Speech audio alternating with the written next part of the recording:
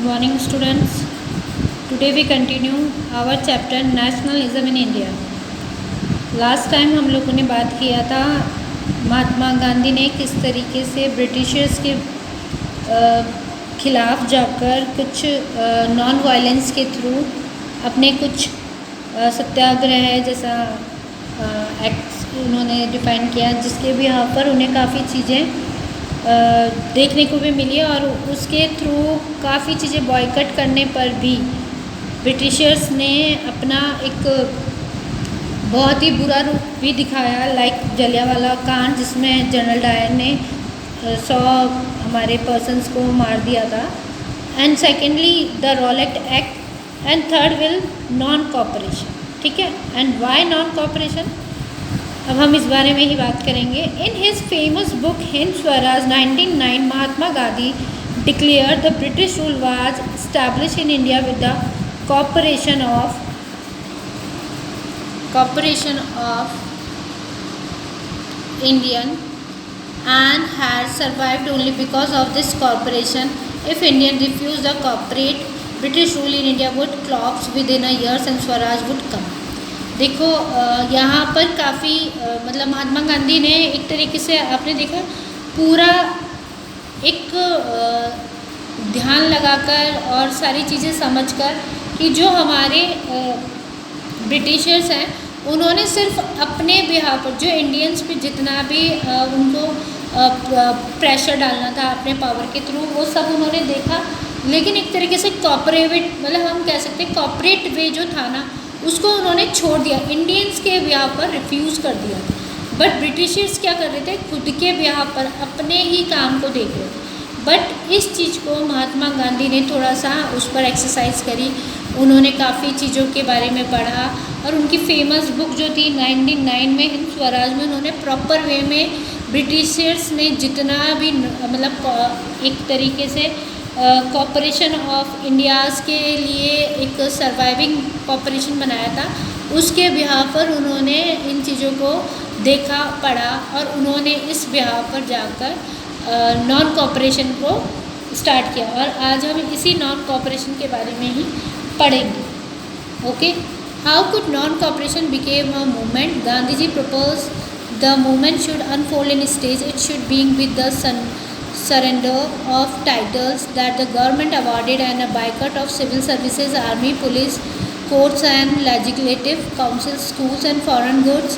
Then in case government used representation, a full civil disobedience campaign would be launched through the summer of 1920. Mahatma Gandhi and Shaukat Ali toured extensively, mobilizing popular support for the movement. देखो हमने ये चीज़ last year भी मतलब हमने 9th में भी देखा था कि जो हमारे ब्रिटिशर्स थे उन्होंने क्या किया था कि वो जितनी भी अच्छी और एक तरीके से आप कह सकते हैं जो अच्छे पद थे, जो पोस्टेज थी, चाहे वो आप गवर्नमेंट सेक्टर में देखें, चाहे वो सिविल सेक्टर में देखें, चाहे वो लेजिस्लेटिव काउंसिल्स में हो, हर जगह वो क्या करते थे, फॉरेन एजुकेशंस में हो, वो सब जगह क्या करते थे, सिर्फ और सिर्फ ब्रिटिशर्स को ही अच्छा ओहदा देते थे। और ये चीज़ उन्होंने धीरे धीरे क्या किया, गांधी जी ने देखा कि ये सारी स्टेजेस बहुत ही गलत थी।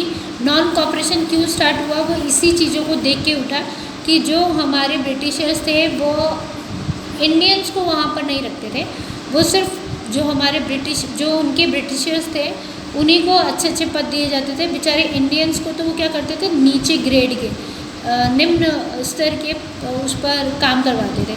और यही चीज़ें थी जहाँ पर हमारे इंडियंस ने क्या करना शुरू किया, बायकट करना शुरू कर दिया उन्होंने धीरे धीरे।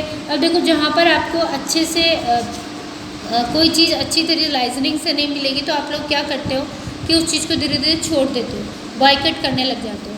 तो हमारे इंडियंस ने भी क्या देखा कि जब ये हमारे को कहीं आगे बढ़ावा ही नहीं दे रहे तो हमें जाना ही क्यों है, वो उन्हें चतुर्थ श्रेणी यानी 4th ग्रेड पे ही रखा करते थे। तो इस तरीके से 1920 में महात्मा गांधी और शौकत अली ने इन सारी चीज़ों को थोड़ा सा देखा और उसके बिहाफ पर मतलब मनाही करने लगे और एक बहुत बड़ा सपोर्ट इस मूवमेंट को मिला। Many within the Congress were, however, concerned about the proposal.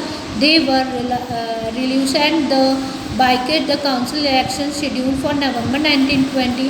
and they feared that the movement might lead a popular violence. In month between September and December, there was an intense tussle within the Congress. For a while, there seemed no meeting point between the supporter and opponent of movement. Finally, the Congress in at Nagpur, December 1920, a compromise was worked out. Non-cooperation program was adopted. देखो बच्चों, 1920 नवंबर के अंदर ये एक तरीके से मतलब इस चीज़ को रोकने लगे। तो कांग्रेस जो थी ना, उसने एक प्रपोज़ल डिफ़ाइन किया जिसके लिए सितंबर और दिसंबर का मंथ जो था ना, कांग्रेस ने इस टाइम पर बहुत बड़ा एक तरीके से मैच्योर सीम्स किए और इस बिहाफ पर जाके 1920 दिसंबर में नागपुर के अंदर फाइनली कांग्रेस ने नॉन कॉपरेशन प्रोग्राम को अपने हाथ में लिया और धीरे धीरे इसको बढ़ावा देने लगे। Okay, how did the movement unfold, who participate in it, how different social groups convince India idea of non non कॉपरेशन। अब इस बारे में किसने इस मूवमेंट को नहीं मतलब अपन कह सकते हैं इन चीज़ों को अनफोल्ड किया, किसने इसमें पार्टिसिपेट किया, कौन से सोशल ग्रुप्स थे जो इसके लिए कन्वेंस हुए, किसने इस बारे में राय दी, किस बारे में इस बारे को मतलब नॉन कॉपरेशन मूवमेंट को आगे बढ़ाने के लिए अपना एक तरीके से मान सकते हो आपकी प्रोग्रेसिव वे में काम किया, किसने इसको माना, किसने नहीं माना, किसी ने इसके लिए अपनी पूरी एक तरीके से आप मान सकते हैं अपनी पूरी एफर्ट को आगे बढ़ाया और कुछ ने इसको एक तरीके से क्या सोचा कि ये क्या आगे बढ़ेगा नहीं बढ़ेगा। मतलब बहुत सारी प्रॉब्लम्स थी, इन चीज़ों को उन्होंने रिफ्यूज़ किया। Then they refused to deal and associate with the people and participated in the activities, they buying the things usually form of protect। ये सारी चीज़ें इन्होंने इसमें की और बॉयकट इन 1920 जुलाई 1922 इन जुलाई में हमारे देखिए ये फ़ोटो दिख रहा है आपको, हमारे जो फॉरेन से जो क्लोथ्स आते थे ना उनका बाइकट करने लगे। जैसे महात्मा गांधी थे, पहले पैंट शर्ट पहनते थे, वो साउथ अफ्रीका थे, तो he was wearing pant shirt, coat, hat, बहुत सारी चीज़ें। बट जैसे ही उन्होंने नॉन कॉपरेशन मूवमेंट के लिए अपने आप को इन इंडिया के अंदर लाए, फ्रीडम के बिहार पर काम करने के, तो सबसे पहले उन्होंने क्या किया, जो फॉरेन क्लोथ्स से उन्हें उतारा और जो खादी से बनी उनकी लुंगी थी उसे पहनकर ही उन्होंने अपने आप को आगे स्टार्ट किया। और सबसे पहले ही उन्होंने उन चीज़ों को बाइकट करना शुरू किया। फ़ॉरेन से आने वाले कपड़ों को उन्होंने क्या किया, पहनना बंद किया, मतलब उन्होंने रोक लगानी शुरू की। ठीक है, the boycott of foreign clothes July 1922। This is the scene, you have to see this picture. This is the foreign cloth was seen as the symbol of western economic and cultural demonstration. Okay everyone, is it clear? Then differing strands within the movement in the towns। देखो बच्चों, सबसे main चीज़ इफेक्टिबल problems क्या हुई थी कि जो movements थे ये जो हो रहे थे, कह सकते हो मूवमेंट इन हिंदी में नहीं, जो भी ये मतलब असोचे हुए या हमें जिसके बारे में प्रॉपर वे में कोई तरीके से किसी का मतलब एक तरीके से पार्टिसिपेशन नहीं था कि भाई ये कोई आइडिया नहीं था। बट ये मूवमेंट स्टार्ट होने शुरू हुए थे एक छोटे छोटे मतलब मिडल टाउन्स के बिहार पर, जिसमें हमने first and all non cooperation खिलाफत मूवमेंट के बारे में पढ़ा था। और ये छोटी छोटी हमारे शहरों से स्टार्ट हुई, विलेजेस से स्टार्ट हुई। तो इन मूवमेंट्स को हमने कैसे हमारे गाँव में, शहरों में और कुछ आप कह सकते हैं रूरल एरियाज़ में, अर्बन एरियाज़ में देखने को मतलब मिला। The movement started with the middle class participation in cities. सबसे पहले जिन्होंने पार्टिसिपेट किया थे वो कौन थे, मध्यम वर्गीय persons. Thousand of students left government control schools and colleges. कुछ विद्यार्थी सरकारी स्कूल और कॉलेजेस के हेडमास्टर, टीचर्स, उन्होंने क्या किया, रिज़ाइन कर दिया था ऊँचे पदों पे से। लॉयर्स, मतलब इसमें मिडिल क्लास मतलब जो मिडिल क्लास पर्सन थे उन्होंने सबसे ज़्यादा पार्टिसिपेशंस किया था। और नॉन वायलेंट जो हमारा मूवमेंट था उसमें इन्होंने काफ़ी ज़्यादा मिडिल क्लास को ही आगे बढ़ाने के लिए, पार्टिसिपेट करने के लिए वो आए थे। Then the movement started with the middle class participation in cities. The council election was a boycott in most provinces except Madras, where the Justice Party, the party of the non-Brahmin, felt the entire council was one of the gaining some power, something they usually only Brahmin had access to. अब देखो बच्चों, यहाँ पर कुछ ऐसे भी movement हुए जिसके अंदर कुछ ऐसे पर्सन्स इन्वॉल्व हुए जैसे कि जिसके अंदर ब्राह्मण्स का ज़्यादा रहा हो, कुछ कम ब्राह्मण्स रहे हों। मतलब एक तरीके से जो एफर्ट था वो उन लोगों ने ज़्यादा दिया जिनकी एक तरीके से बहुत मध्यम वर्गीय पर्सन्स ने इन्वॉल्वनेशंस दिखाई थी। And the effect of non cooperation of economic front with were the domestic foreign goods were boycott liquor shops picketed. अभी हमने जो पढ़ा था, पिकेटेड मतलब है फॉर्म ऑफ डेमोन्स्ट्रेशंस और protect which people block the entrance to shop, factories or office.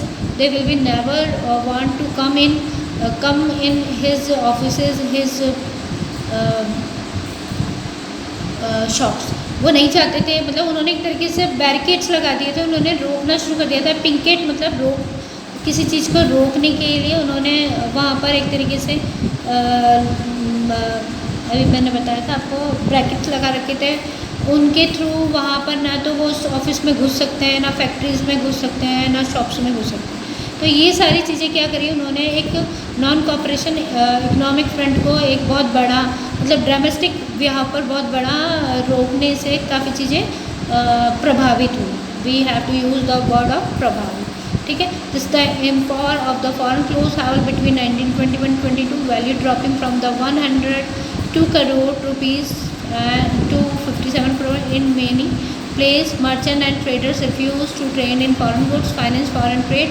As the boycott movement separated, the People's Bank declared imported clothes and wearing only Indian ones. Productions of Indian textile mills, handlooms went up.